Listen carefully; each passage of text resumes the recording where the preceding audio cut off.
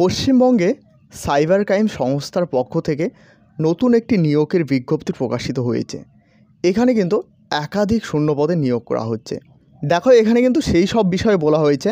প্রার্থীকে অবশ্যই যোগ্যতা সত্ত্বগুলো অবশ্যই সকলে ভালোভাবে দেখে নেবে। যে কোন পদের জন্য কীরকম কোয়ালিফিকেশান চাওয়া হয়েছে সেটা অবশ্যই সকলে দেখে নেবে। এরপর এখানে দেখতে পাচ্ছ, এখানে কিন্তু বলা হয়েছে অনলাইনে আবেদন জমা দেওয়ার বাধ্যতামূলক। এখানে কিন্তু অনলাইনে শুধুমাত্র আবেদন পদ্ধতি নেওয়া হবে। এরপর আবেদনের হার্ড কপি কোনো রকমভাবে গ্রহণ করা হবে না, অর্থাৎ যেসব ডকুমেন্ট অনলাইনের মাধ্যমে আপলোড করবে সেসব অনলাইনের মাধ্যমে আপলোড করা হবে। এরপর কিন্তু কোনো রকম হার্ড কপি চাওয়া হবে না।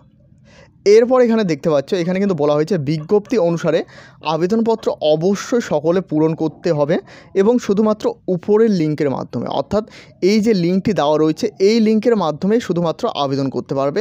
এছাড়াও অন্য কোনো লিঙ্কের মাধ্যমে কিন্তু তোমরা আবেদন করবে না।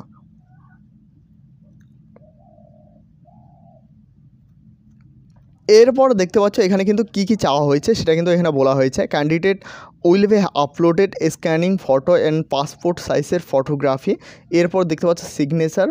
এরপর দেখতে পাচ্ছ Aadhaar card, last qualification exam certificate, এসব কিন্তু এখানে চাওয়া হয়েছে। এরপর কিন্তু এখানে বলা হয়েছে work experience certificate if any, অর্থাৎ এক্সপিরিয়েন্স সার্টিফিকেট যদি থাকে সেটাও কিন্তু সকলে এখানে আপলোড করে দেবে। এরপর এখানে দেখতে পাচ্ছ এখানে কিন্তু আরেকটি গুরুত্বপূর্ণ বিষয় বলা হয়েছে, all incomplete application form will be reject. এখানে কিন্তু বলা হয়েছে, অর্থাৎ তোমরা যারা কমপ্লিট ফর্ম ফিল আপ করবে না তাদের কিন্তু ফর্ম ফিল আপটি রিজেক্ট করে দেওয়া হবে, অর্থাৎ বাতিল করে দেওয়া হবে।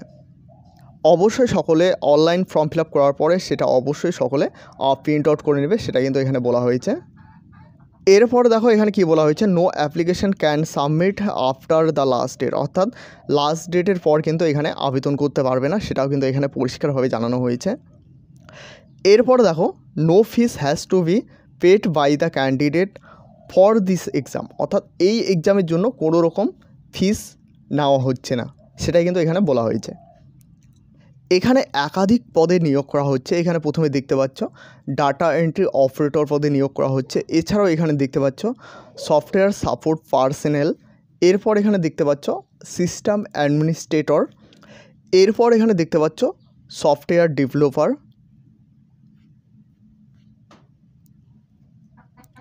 এরপর এখানে দেখতে পাচ্ছ সিকিউরিটি অ্যান্ড সফটওয়্যার অ্যাডমিনিস্ট্রেটর। এরপর এখানে দেখতে পাচ্ছ সিনিয়র সফটওয়্যার ডেভেলপার। তো এই সব পদে কিন্তু এখানে নিয়োগ করা হচ্ছে।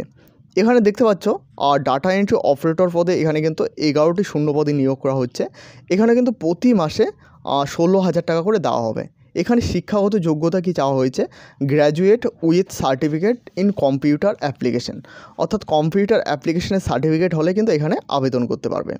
এরপর বাকি শিক্ষাগত যোগ্যতাগুলো দেখে নেবে, যেমন বিএসসি কম্পিউটার সায়েন্স চাওয়া হয়েছে। এরপর এখানে দেখতে পাচ্ছ বিটেক, বিই, এমসিএ, এমএসসি, এসব কিন্তু শিক্ষাগত যোগ্যতা এখানে চাওয়া হয়েছে।